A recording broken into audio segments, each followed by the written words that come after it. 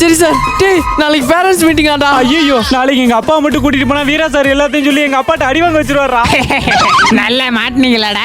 Noodles மண்டை இறக்கமே இல்லாம இப்படி சிரிக்கிறியா? உனக்காக எவ்வளவு ஹெல்ப் பண்ணிருப்போம், எங்களுக்கு ஏதாவது ஹெல்ப் பண்ணியா? நான் என்னத்தர ஹெல்ப் பண்றது? விட்டா உங்க அப்பா மாதிரி என்ன நடிக்க சொல்லுவீங்க போலயே.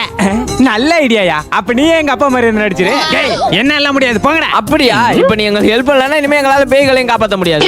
டேய் என்னடா இப்படி பிளாக்மெயில் பண்றீங்க? பண்ணி தொலைறேன். எல்லாம் ஒரு லைக் போட்டுட்டு பாருங்க. அவனுக்கு ஓகே. டேய் அப்ப எனக்கு அப்பாவுக்கு என்னடா பண்றது? டேய் எங்க அப்பா தான் உனக்கும் கார்டியன் சொல்லிக்கலாம்டா. அப்ப சரி. உங்க பையனை ஒழுங்கா இருக்க சொல்லுங்க. அப்புறம் ஸ்கூல்ல அடிச்சாலாம் கேட்க கூடாது. என்ன அந்த பேய் என்ன காணோம்? சரி போயிட்டு வாங்க. டேய் அடுத்து நம்ம தான்டா நூடுல்ஸ் மண்டைய வந்துருவானா? ஏய் உங்க ரெண்டு பேரும் பேரண்ட்ஸ் எங்கடா? என்னங்கடா பே பே பே பே இங்க வாங்கடா. நூடுல்ஸ் மண்டைய நம்மள ஏமாத்திட்டான்டா. என்னடா முழிக்கிறீங்க? அப்போ பேரண்ட்ஸ் கிட்ட சொல்லல. இல்ல சார் சொன்னோம். அப்ப எங்கடா? சார் நான் தான் சார் உங்களோட அப்பா. என்னடா பாக்குறீங்க?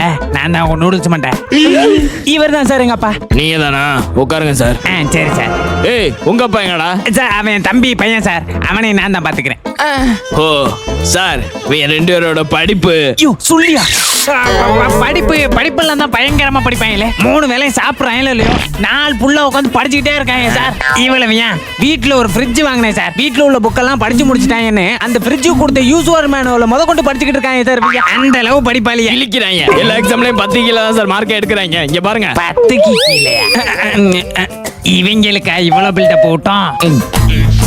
அப்புறம் ஸ்போர்ட்ஸ்.